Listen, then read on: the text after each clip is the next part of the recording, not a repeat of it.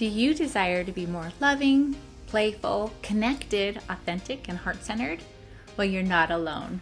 Those are all healthy feminine energies. Today we're going to talk about the healthy masculine energy and the healthy feminine energy versus the wounded masculine energy and the wounded feminine energy, which the wounded ones are both fear-based. So let's get started. First of all, as males or females, however, we all have masculine and feminine energies. And it's important to understand this because when it comes to being in our wounded masculine and feminine energy, we can help ourselves get out of it by just knowing, hey, we have both. And based off of how I'm reacting and responding, I'm in this wounded feminine. And in order to help myself, I just need to give myself a little bit of that healthy masculine energy and to soothe that. So it's pretty interesting. This is something I've been studying for a while. And I'm going to refer to a book that I really enjoyed, and it's called Sovereign Love, A Guide to Healing Relationships by Reclaiming the Masculine and Feminine by Dene Logan. So that's a great resource, and there's some other great ones, but I really connected with this one. So first of all, yes, we have them both. When we're not acting in our healthy masculine and feminine energy, it doesn't feel good. I mean, it's a fear-based, it's lack-based. And before we progress, I want to give you some examples of what does a healthy masculine versus a wounded masculine, and what does healthy feminine versus wounded feminine look like. First of all, I want to remind everyone, the last few episodes, thanks for joining us. We had an episode with Mike, my husband, and we were just talking about our relationship. And this actually affects, when we were talking about a relationship, we had a pushing away and we had a separation for about a month. And that just really helped us get into a more healthy feminine and masculine, where it was I was seeing a pattern and I'm like, oh, this is not good. And so it was good that we had that little interruption and could do some work on ourselves. So that was a couple episodes ago. And then last episode, we talked to Mike about how it was growing up as a male. Because it is, I know, we all know the patriarch and all of that, which is really a wounded masculine, is very harmful. But it's not just harmful for women, it's harmful for men. And so we really got to hear from Mike. It's like, how did that harm him? How does that harm men in general? So that was a great discussion. So if you haven't heard those, go back and listen. And today we're going to focus a little bit more on just masculine and feminine energies and all of that. So let's talk about it. So a healthy masculine energy, let me give you a few key parts of that. A healthy masculine energy creates safety. It's committed to the truth. It listens deeply, humble, seeks mentorship, responds instead of reacting. So those are just some of the things, but that gives you an idea of what the healthy masculine looks like. Now let's talk about the wounded masculine. That is aggressive, stuck in the mind, cold and distant, competitive, withdrawn, struggles to communicate, has to be right, reactive, needs to fix, avoiding and afraid of failure, and ignores emotions. And so when we look at the whole patriarchal or just all of that, or a lot of times the men that have hurt us in our lives, you can see that they were acting in the wounded masculine state. But then there's also the healthy feminine and the wounded. And honestly, when I look at this chart, it's like I can relate to all of it as far as like, yeah, I remember times feeling like that, and even in a day, rotating between them. But having this understanding is so helpful in a lot of different ways. So healthy feminine energy, loving, playful, and expressive. So all the ones I mentioned at the beginning of the podcast, those are healthy feminine. So heart-centered, connected, vulnerable, compassionate, connected to nature, connected to source energy, connected to God, authentic, and trust. So that's a healthy feminine. And a wounded feminine, we can all relate to, is desperate, needy, insecure, seeks external validation, and chases love, a victim, critical, people-pleasing, projects emotions onto others, has more of an anxious attachment, a fear of loss, and seeks external safety. So it's very interesting to look at these. And so I would really encourage you, get the book. You can get the PDF from Dene's book, and you can get this masculine and feminine chart because it's very helpful. And so those are all the wounded feminine energy. So I can relate to wounded feminine, wounded masculine. I can relate to all of those things. Are you feeling stuck in with love, wealth, or peace? Well, you're not alone. Often it's a subconscious belief holding you back. That's why I combined life coaching and hypnotherapy together, so you can break through what's been keeping you stuck. Life coaching helps you shift your mindset, while hypnotherapy works deep within to reprogram limiting beliefs and memories. It's fast, it's effective, typically one session of each, and I have a few openings left. Are you ready for a change? Visit livebrighter.info and book your free consultation and see if this approach is right for you. See you then.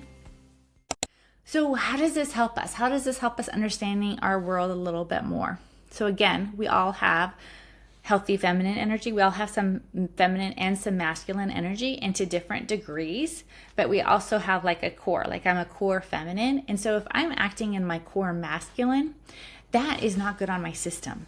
For example, like if I were as a single mom and I'm trying to, do all the hard stuff and try to be the playful and light, it can be very difficult.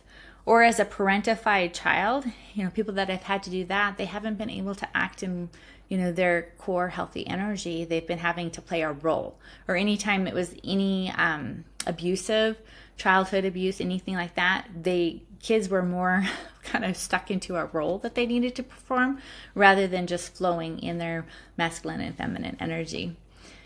And anyone that's been deeply traumatized, because both of the wounded masculine and feminine energy are fear-based, and trauma can definitely have us be stuck in fear. So that's why it's so important to help heal that and have those areas redeemed, because we all have them and they can all be redeemed, and God does not waste any of our crap that we've dealt with. And so making sure that's redeemed. And it's really interesting too, is because we react and respond to other people's energies. But if like, hey, I can tell that person is in a wounded masculine energy, and rather than me reacting as a wounded feminine, I could be like, you know what? I can be a healthy feminine, and that means I can come back and be heart-centered. I can be connecting, and it can really help, change that interrelational shift in order to have healthier interactions. So it really helps in that area. Also, I think about some friends of mine, they're like always attracting the wrong guy. These are some single gals. And, we look at the interactions and they share things, and you can see it's like, well, when we're in our wounded feminine state chronically, then we're going to attract a wounded masculine. Versus that's why I always say after a breakup or after, a challenging, just any breakup like that where we're single, it's really important to do our healing work and to transition from, a wounded feminine to a healthy feminine. And how do we do that, you ask? Well, let me tell you. So it's interesting because both the wounded feminine and the wounded masculine come with fear. So for example, the feminine is a people pleaser and she fears loss. And so really going and soothing that fear of loss and soothing that and making sure that we're grounded in I'm enough and I'm lovable, that can help us switch to more of a healthy feminine energy. And same with the wounded masculine, because that's in fear. They're afraid of failure. And we can have that energy too. And how do we heal from that? Well, again, we soothe ourselves and learn that we are more than enough. We are lovable. We are worthy. I think that's the big one with the wounded masculine, is understanding the worthiness, because that switches them from, that switches that energy into a stronger but soft energy, humble, creates safety, all of that. So it's fascinating to understand this, and it's very, very helpful. I think one way it has helped me the most is when I can see that I am in like a wounded feminine state. I can be like, oh my goodness, I have all of these energies available to me. I'm in a wounded feminine state. I'm feeling a little insecure. I'm feeling a little critical. I'm being a little bit people-pleasing. And I'm like, yeah, that is my wounded feminine. What I need to help myself is to give myself some of that healthy masculine energy. So what I need to do for myself is create that safety. And that's like, I remind myself I am safe. I am loved. And I witness without judgment rather than critical. I'm just witnessing without judgment and having compassion and curiosity. And then that just like switches that wounded feminine, and it's just that healthy masculine that we can provide for ourselves can just soothe that part of us. And the same like with the wounded masculine. And I can see this more like with work sometimes. I can get into this. And so it's like more aggressive and withdrawn and struggling to communicate and have to be right. And I'm like, oh no, that's that wounded. And I'm like, you know what? Instead, I can, give myself some playfulness and expressiveness and get more heart-centered and really connect with source. And then rather than acting that wounded masculine energy, it can totally get rid of that. So it's very helpful to know that because we have both of them, and because we can create more healthiness in each of them and become more of a healthy masculine and feminine energies, we can like soothe ourselves and know what we need. It's like, okay, I'm in that wounded feminine. I can support myself by being a healthy masculine. I can create safety and connection, and vice versa. So it's very fascinating to see this and how masculine and feminine and healthy ones interact and unhealthy, and how we can affect each other in different ways.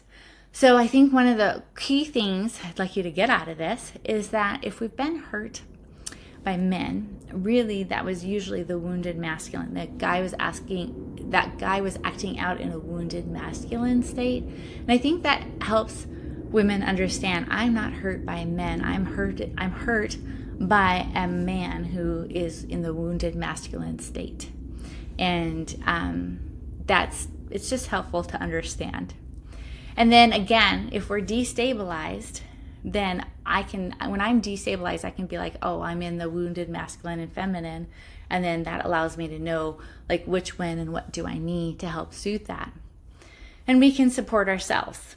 So that's a huge thing to understand, that we all have feminine and masculine energy. It's really cool. I actually liked seeing how like Jesus interacts in the Bible.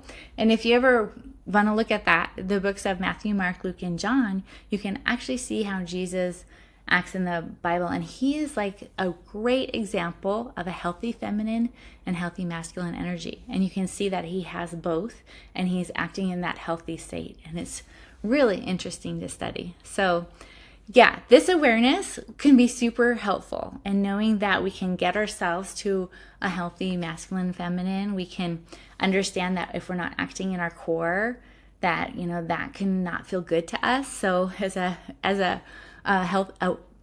feminine woman, I have to make sure I have play in my life. I put on music, I'll dance to it, I'll make sure I'm connecting with God. And if I'm not doing that, if I'm not being creative and playing and connecting with God, it doesn't feel good to me. And so it helps us understand like, oh, these are the things we can add to our lives to help us, have a fuller, more meaningful life. So that's what I've got for you today. Make it a great day and grow 1% a day. I believe in you. Stay tuned for our next episode.